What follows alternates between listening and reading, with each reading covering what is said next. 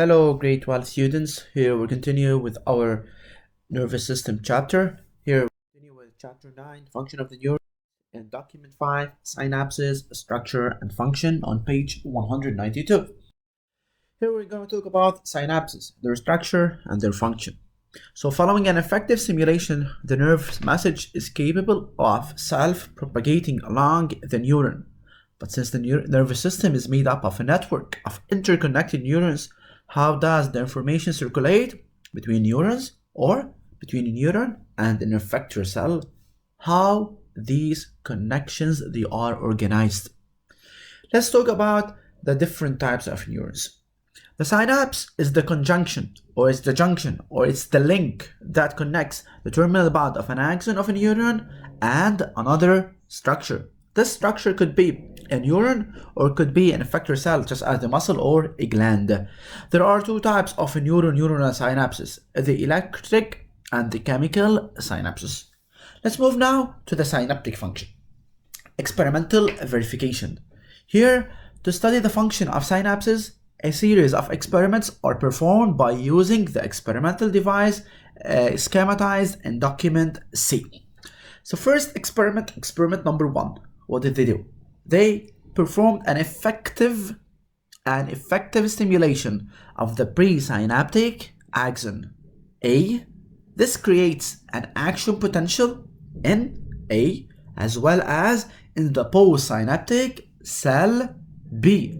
So here we can deduce that the message is conducted from the presynaptic toward the postsynaptic cell.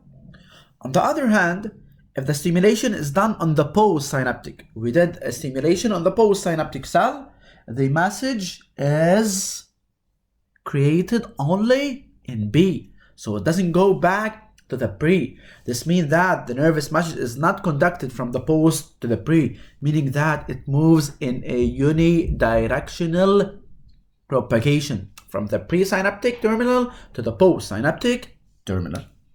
Let's move now to experiment 2. First, all Ca2 plus calcium ions, they are removed from seawater in which the two cells A and B, they are found. A stimulation of the presynaptic neuron gives only an action potential in neuron A. So here after we remove Ca2 plus from the medium and we applied an effective stimulation, action potential is recorded only in the presynaptic.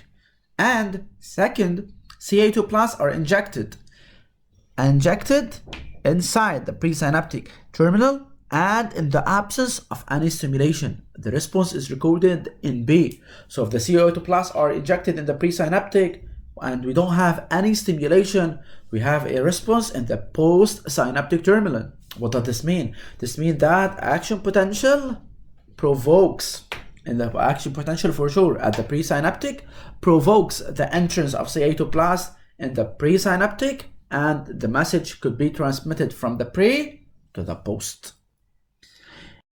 Moving to experiment 3.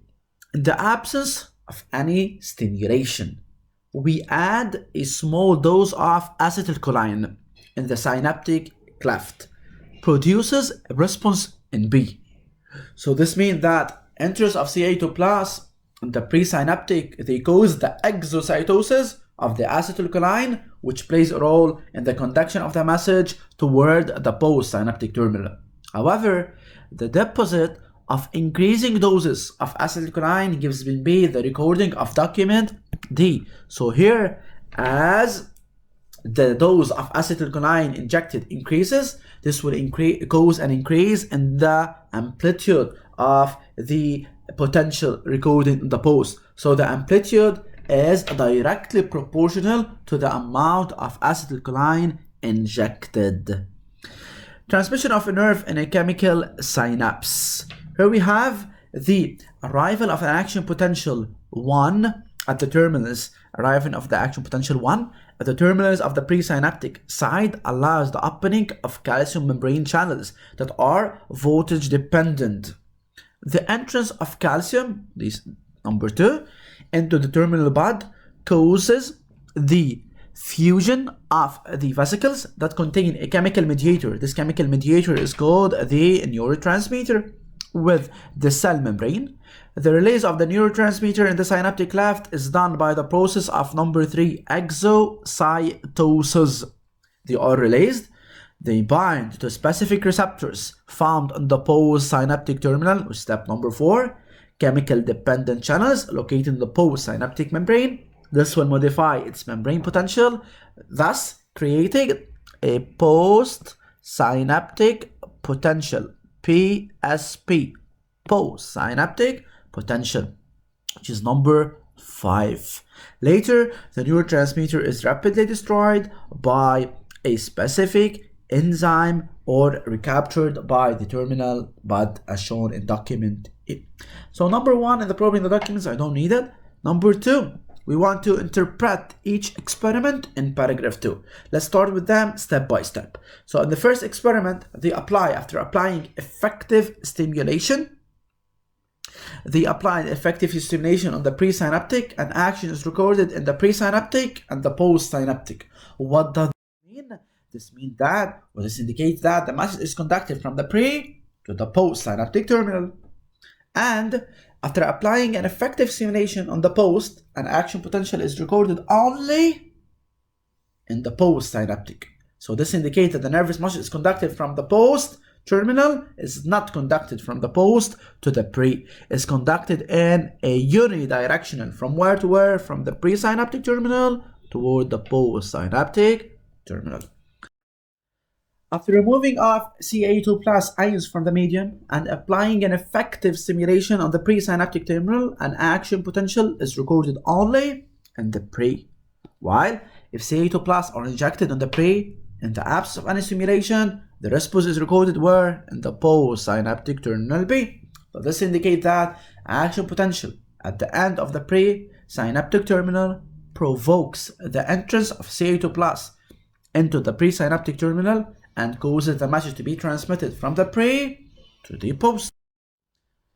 Third experiment, in the absence of any stimulation, the addition of small dose of acetylcholine in the cleft produces a response in B.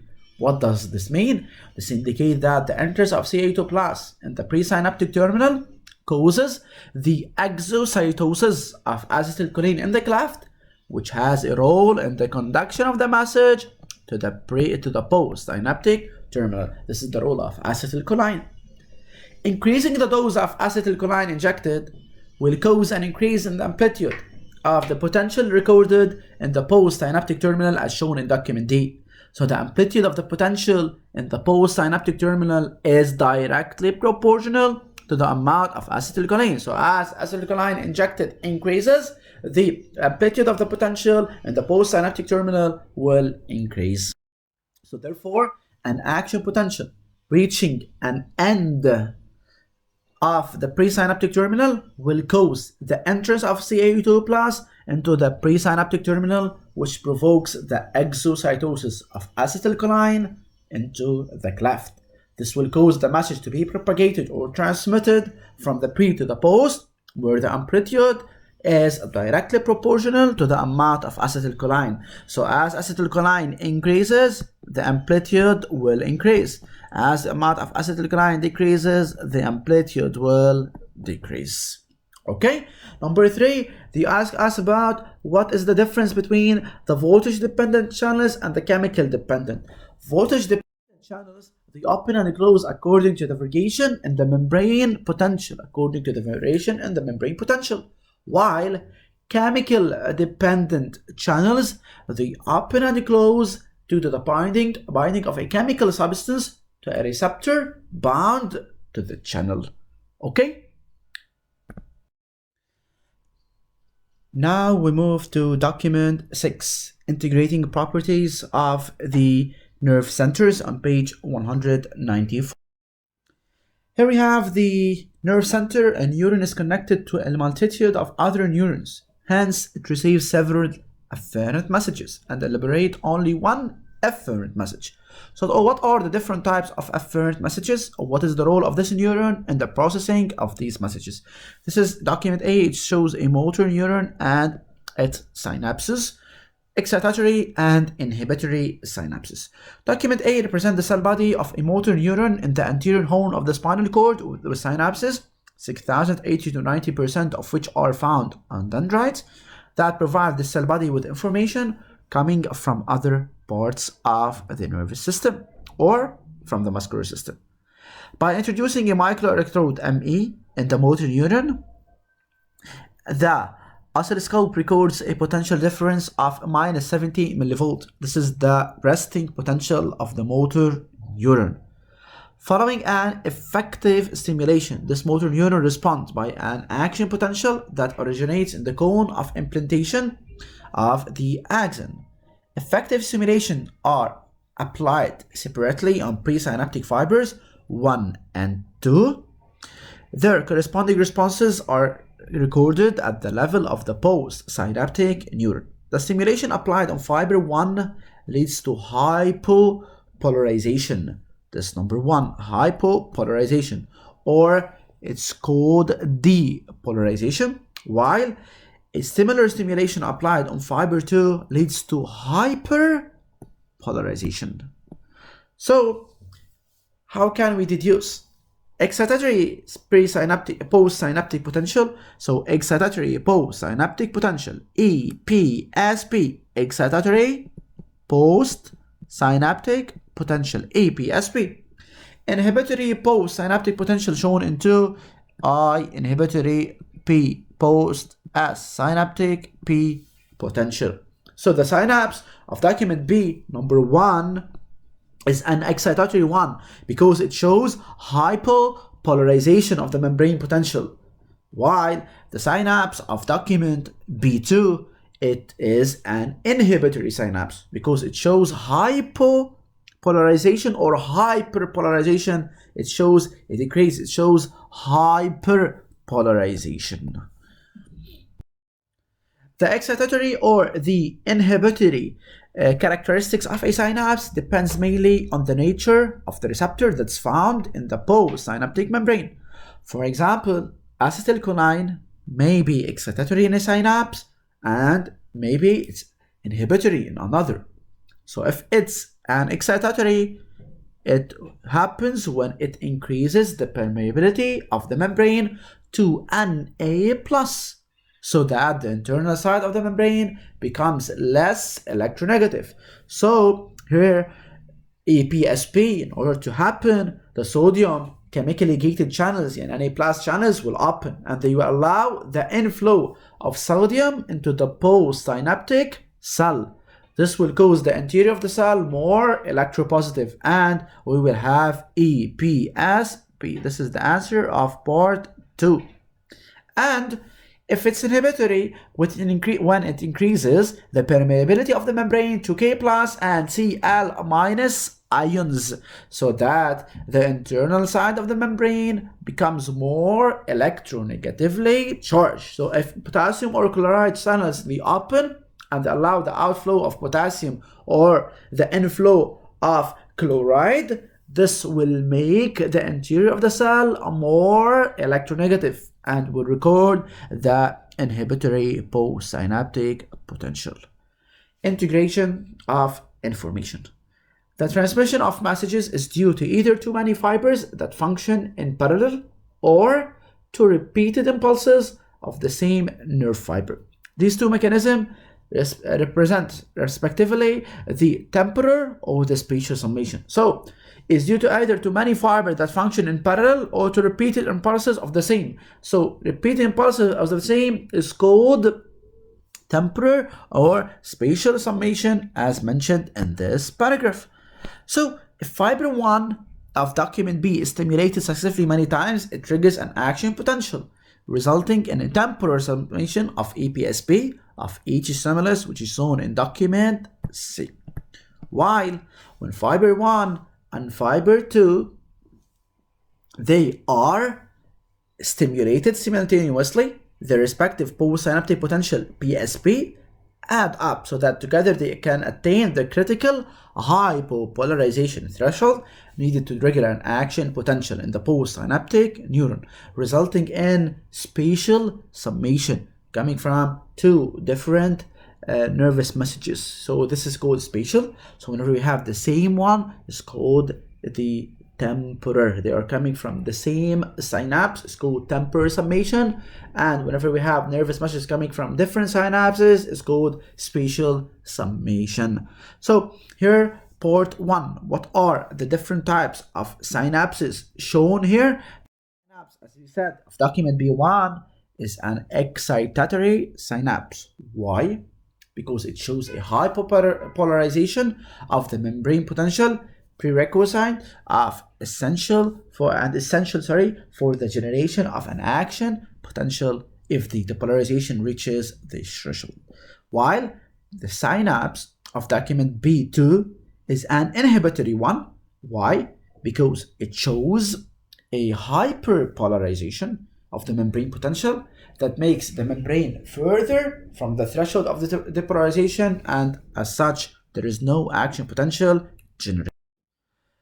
How can we determine the ionic behavior responsible for EPSP and IPSP? For excitatory postsynaptic potential, the sodium chemically gated channels, as we said, they should open and allow the inflow of sodium into the postsynaptic cell.